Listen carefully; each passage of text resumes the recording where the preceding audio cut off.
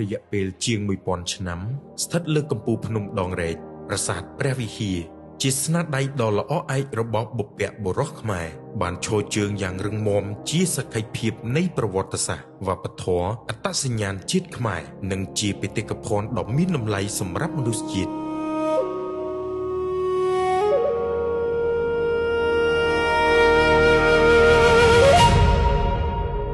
បន្ទាប់ពីបានចុះក្នុងបញ្ជីបេតិកភណ្ឌពិភពលោកកាលពីឆ្នាំ 2008 ប្រាសាទនេះទទួលបានការយកចិត្តទុកដាក់ពីរាជរដ្ឋាភិបាលកម្ពុជាអាជ្ញាធរជាតិព្រះវិហារបាននឹងកំពុងអនុវត្តការងារអភិរក្សជួសជុលនិងអភិវឌ្ឍរមណីយដ្ឋានប្រាសាទព្រះវិហារយ៉ាងសកម្មដោយមានការគាំទ្រ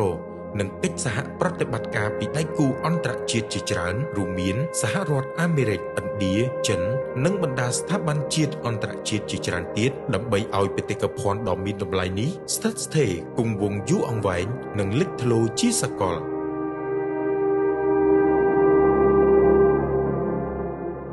ទោះជាយ៉ាងនេះក្តីកាលពីឆ្នាំ 2025 កន្លងទៅប្រាសាទព្រះវិហារនិងតំបន់ជុំវិញបានទទួលរងការខូចខាតដោយសារជម្លោះប្រដាប់អាវុធនិងការប្រើប្រាស់អាវុធធុនធ្ងន់ពីយោធាថៃបង្កឲ្យប្រាសាទនេះរងការខូចខាតយ៉ាងធ្ងន់ធ្ងរនិងកំពុងអន្តរាគមន៍សង្គ្រោះបន្ទាន់លើទីតាំងដែលមានហានិភ័យខ្ពស់ដោយអាជ្ញាធរជាតិព្រះវិហារ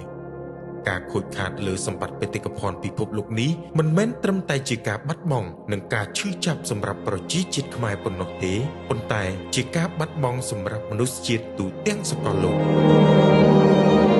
ក្នុងឱកាសខួបលើកទី 18 នៃការចុះប្រាសាទព្រះវិហារក្នុងបញ្ជីបេតិកភណ្ឌពិភពលោកនេះអាជ្ញាធរជាតិព្រះវិហារសូមបដិញ្ញាបន្តបេសកកម្មការពារនិងស្ដារឡើងវិញប្រាសាទព្រះវិហារពីការបំផ្លិចបំផ្លាញហើយនឹងបន្តកិច្ចសហការជាមួយដៃគូជាតិនិងអន្តរជាតិដើម្បីអភិរក្សនិងលើកតម្លៃបេតិកភណ្ឌវប្បធម៌នេះឲ្យបានគង់វង្សជាមរតកសម្រាប់ប្រជាជនខ្មែរនិងមនុស្សជាតិទូទាំងសកលលោក